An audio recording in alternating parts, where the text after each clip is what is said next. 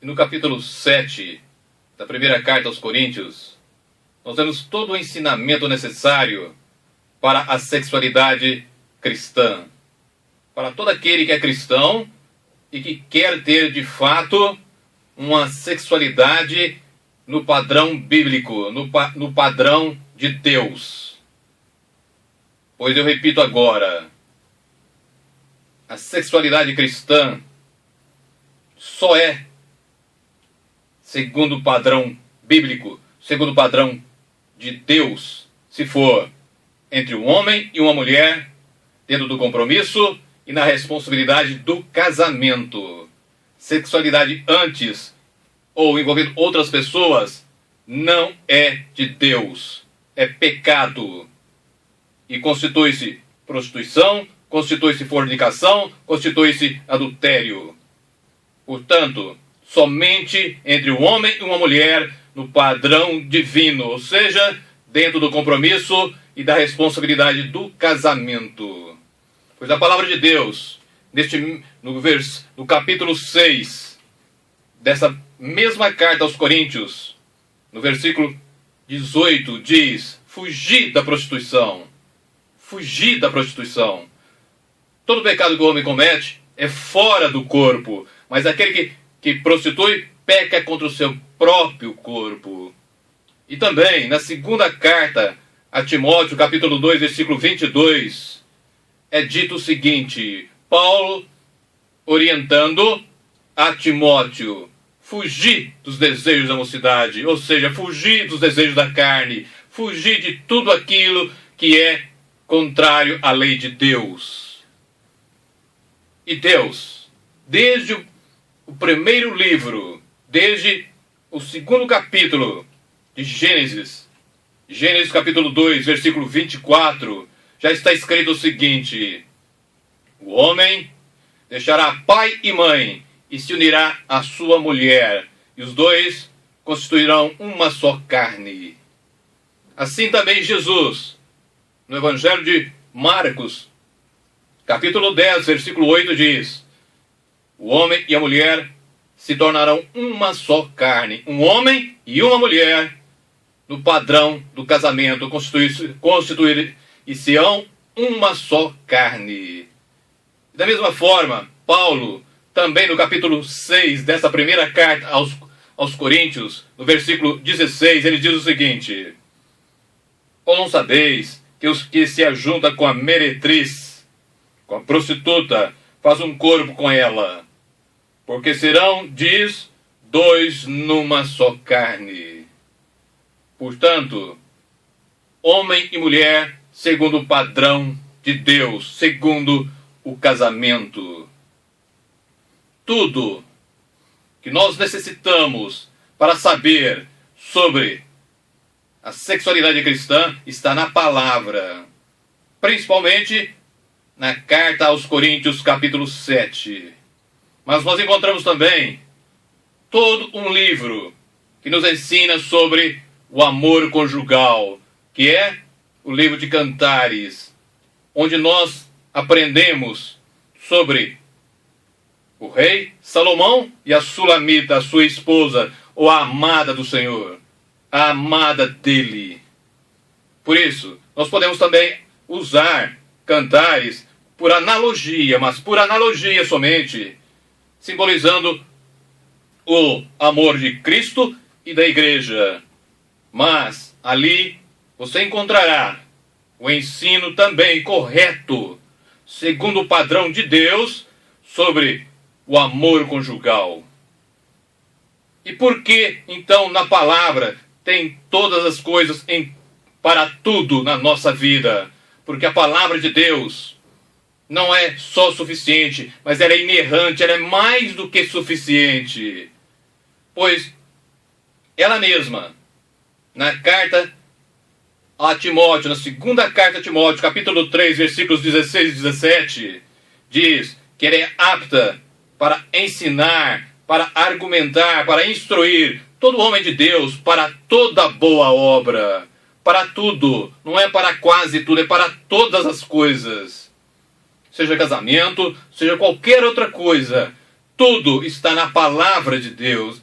É nela, se você é cristão, é nela que você tem que se basear. É nela que você tem que se submeter, pois ela te ensinará tudo o que você necessita para estar vivendo conforme Deus quer, para estar vivendo segundo o que o Altíssimo Deus quer para todos aqueles que dizem ser cristão.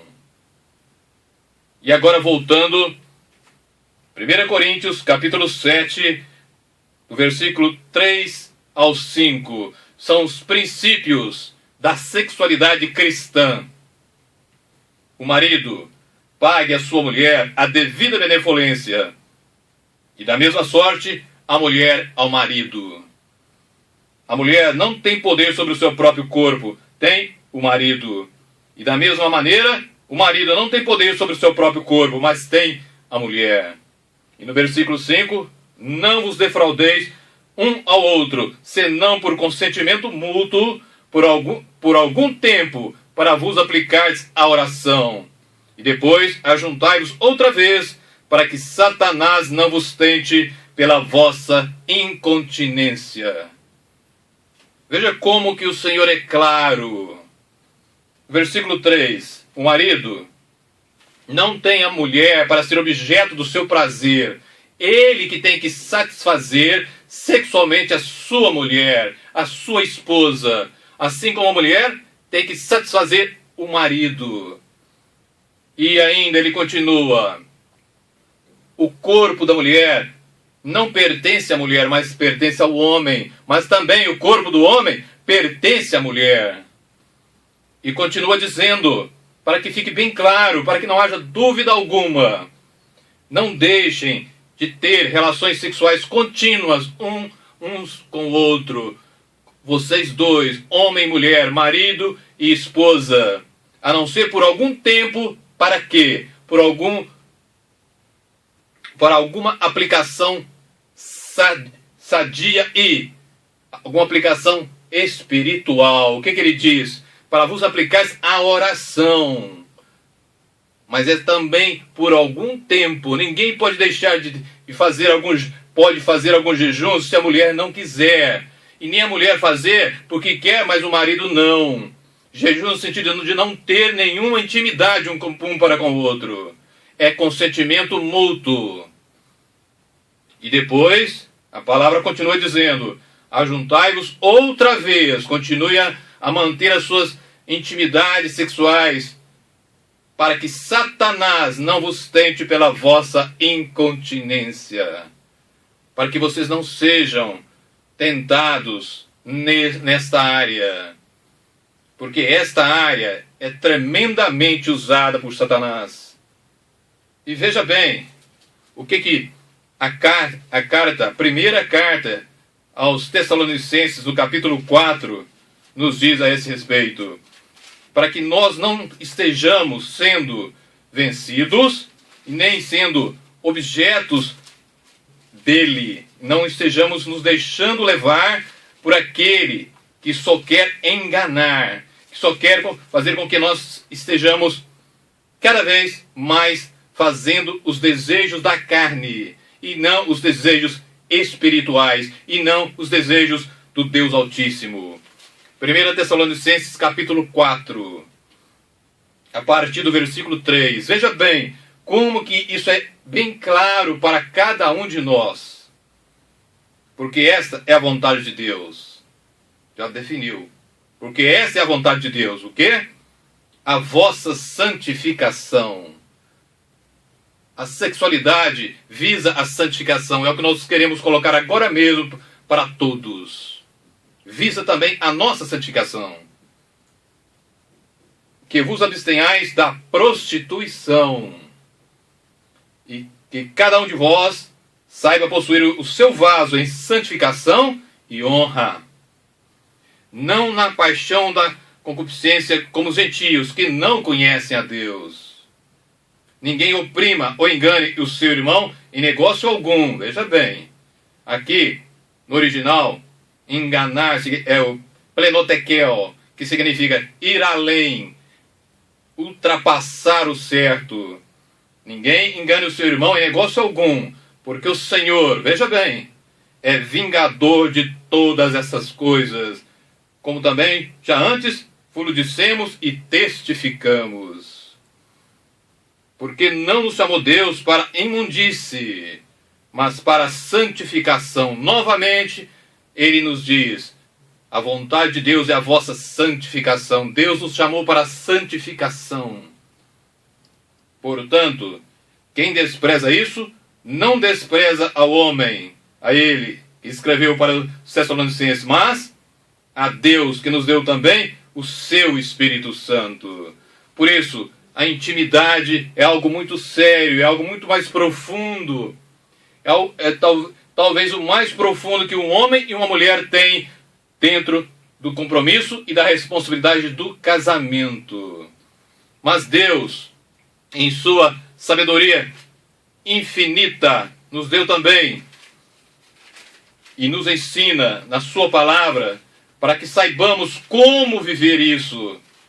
Por isso, na carta aos Hebreus, capítulo 13, e no versículo 4, ele vai nos dizer o seguinte: veja bem, venerado, respeitado, seja entre vós todos o matrimônio, e o leito sem mácula, não seja sujo, não seja caso de adultério, mas seja sem mácula.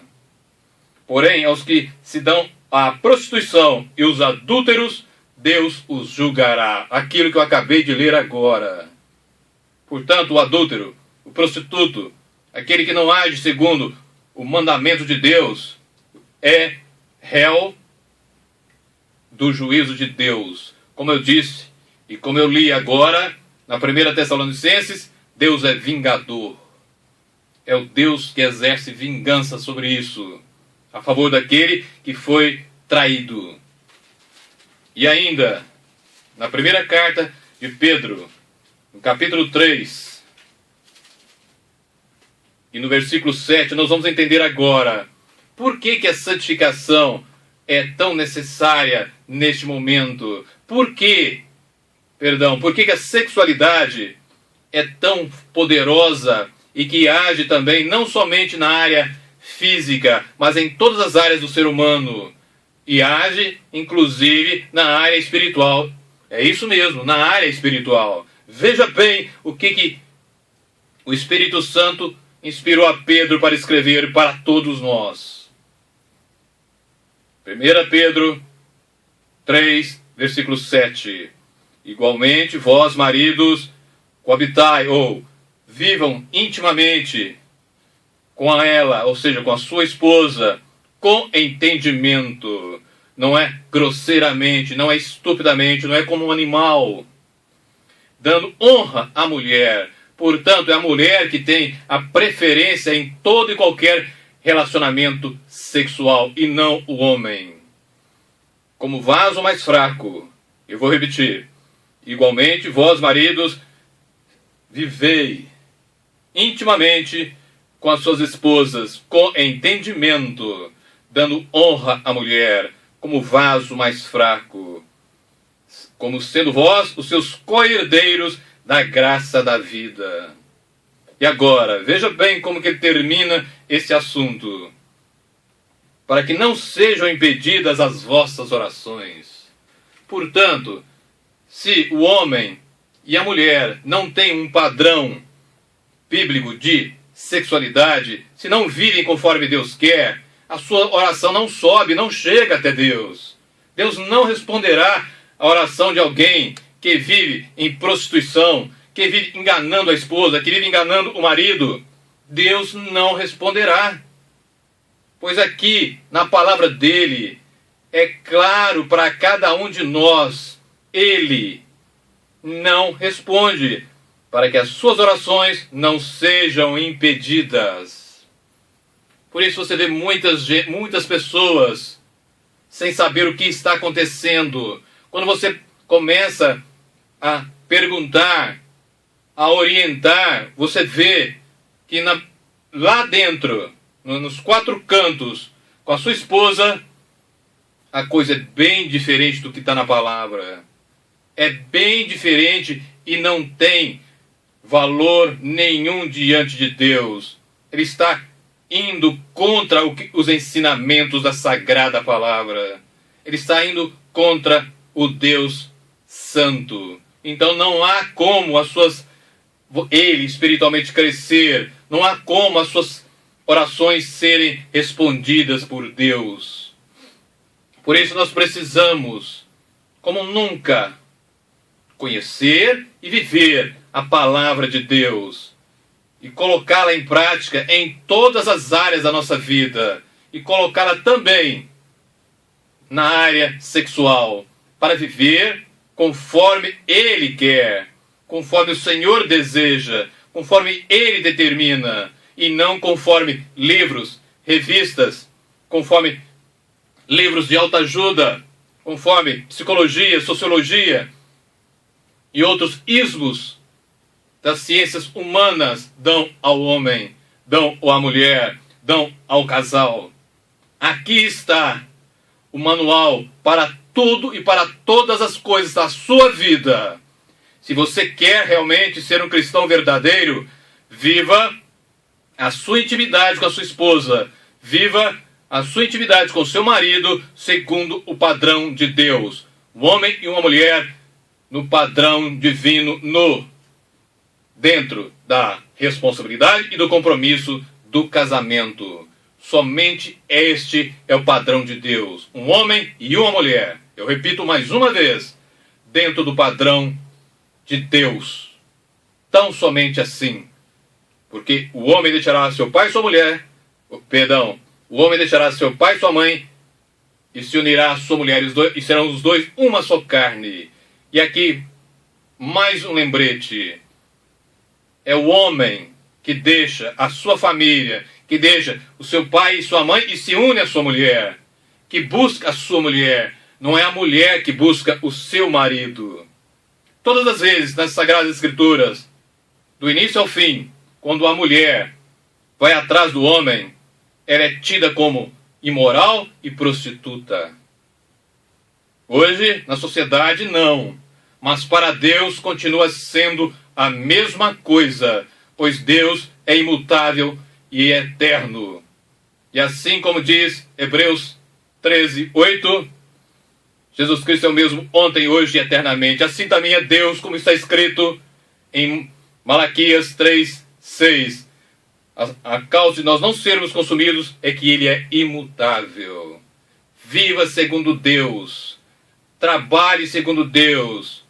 E viva também no casamento segundo o padrão de Deus, para que você seja de fato bem-aventurado, para que você de fato seja um cristão verdadeiro.